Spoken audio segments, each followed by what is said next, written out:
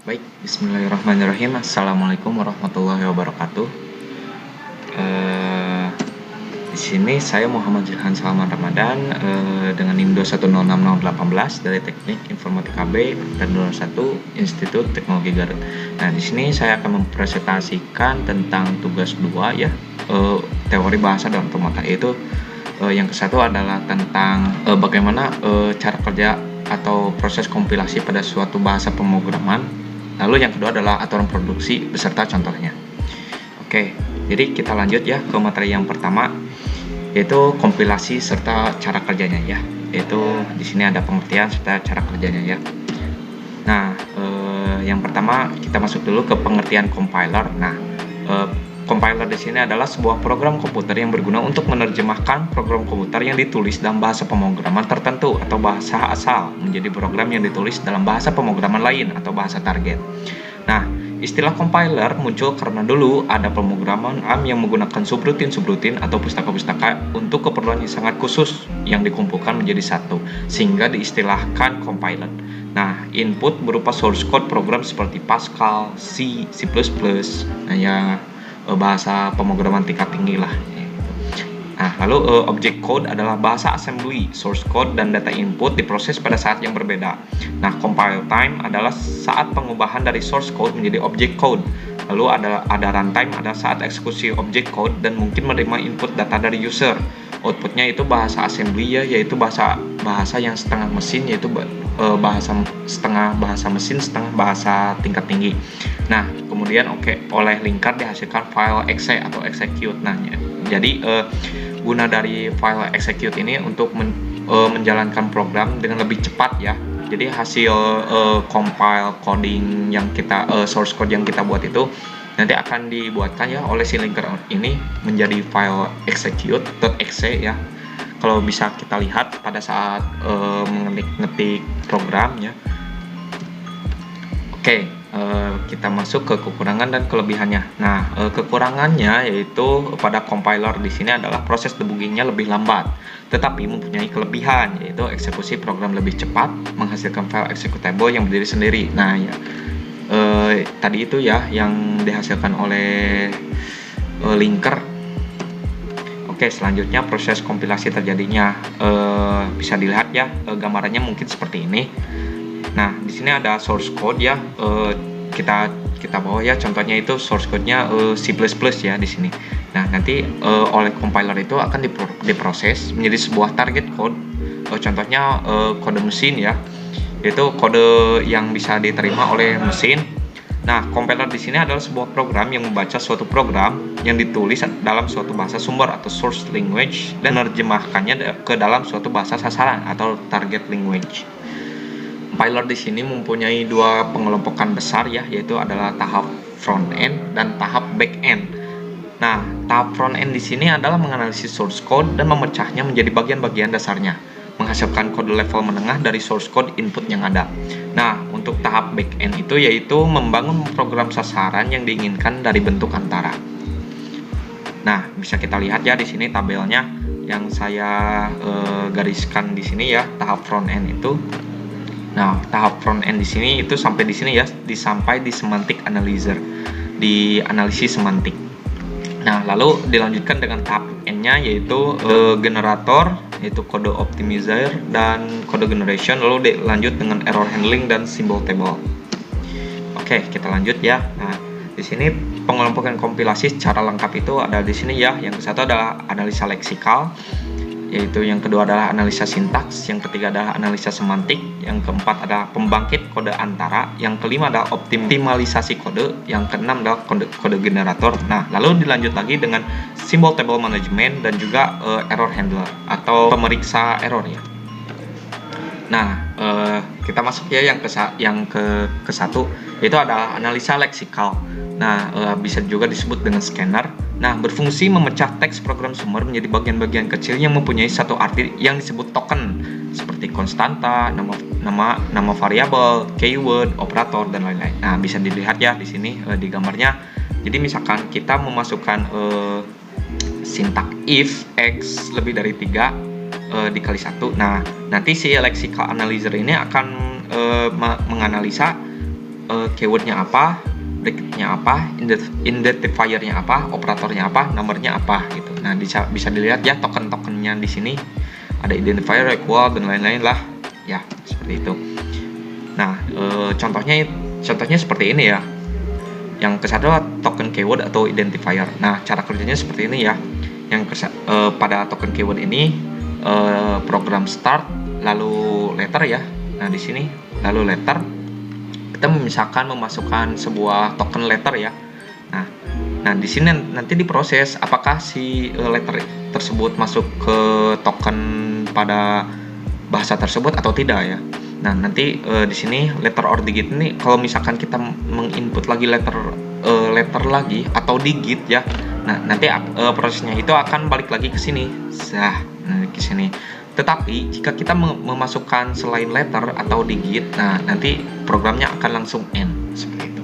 Nah, untuk yang kedua token numerik. Ini bisa dilihat program start lalu kita masukkan digit. Nah, jika dimasukkan digit lagi akan muter ke sini, lalu akan diproses, masukkan digit lagi, diputar lagi proses, masukkan Nah, jika kita mau masukkan sebuah bukan numerik ya, nanti akan end ya di sini. Yang selanjutnya adalah analisa sintaks atau parser. Nah, berfungsi mengambil program sumber sudah dalam bentuk barisan token dan menentukan kedudukan masing-masing token berdasarkan aturan sintaksnya dan memeriksa kebenaran dan urutan kemunculan token. Nah, si analisa sintaks ini bertujuan untuk menganalisa sintaks-sintaksnya. Di sini bisa kita lihat ya, A lebih dari B misalkan ya, ini adalah termasuk expression atau ekspresi. Nah, misalkan max assignment A, max itu ada sama dengan A. Nah, ini adalah statement ya, keadaan gitu ya, atau pernyataan. Sini adalah proses source code, nantinya akan dianalisa oleh leksikal ya, yang nantinya akan dianalisa lagi oleh syntax analyzer seperti itu. Nah, contohnya seperti ini ya. Assignment, statement, expression, dan nanti akan dianalisa ini masuknya ke mana gitu kan. Oke. Selanjutnya adalah analisa semantik.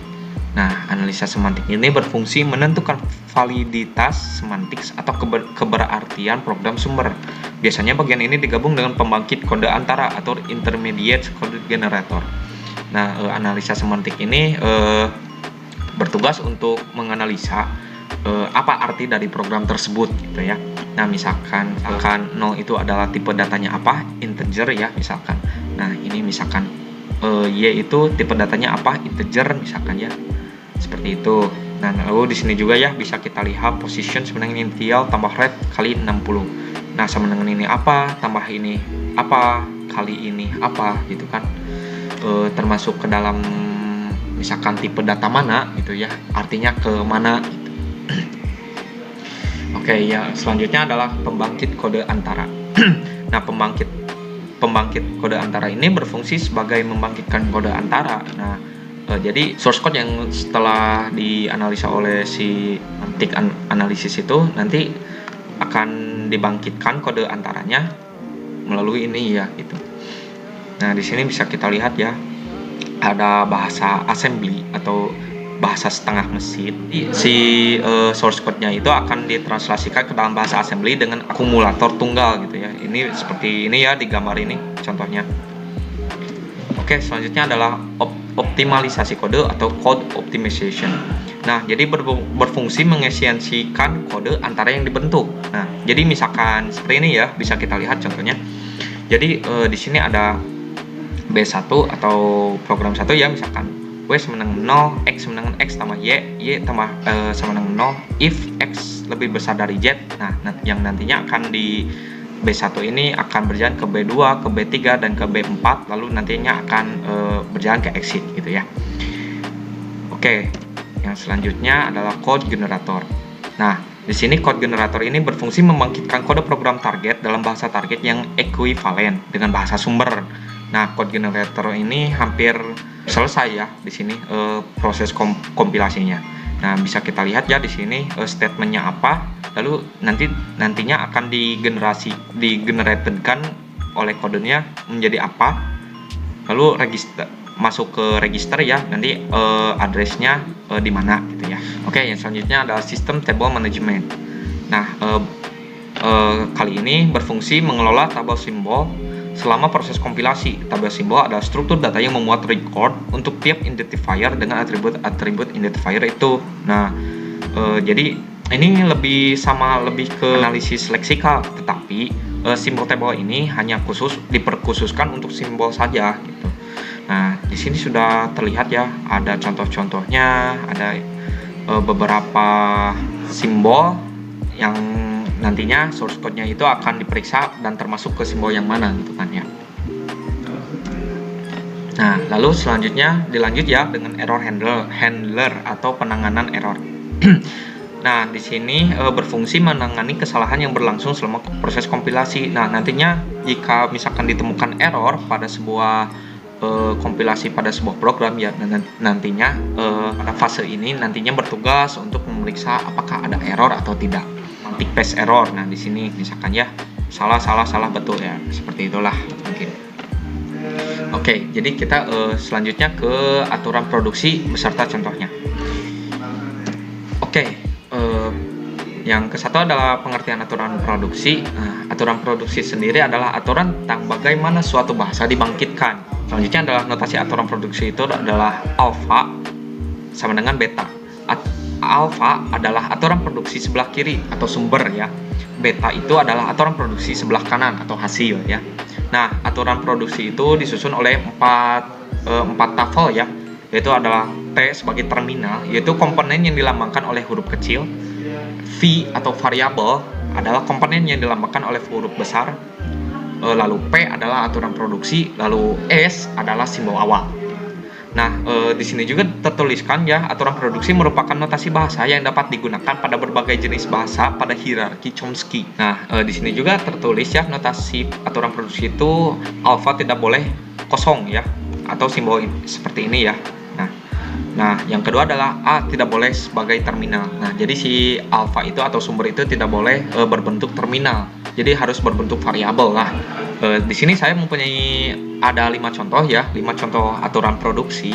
Nah, seperti yang satu ini adalah misalkan ada bahasa dengan aturan produksinya adalah W dengan W lebih dari 3. W adalah anggota sigma, dengan sigma itu adalah AINK. Nah, di sini bisa kita ketahui ya, AINK itu adalah sebagai terminal, yaitu dengan ditulis dengan alfabet kecil.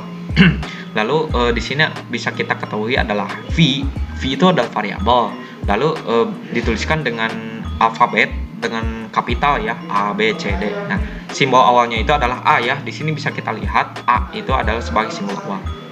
Nah, lalu di sini P-nya itu bisa kita produksi seperti ini.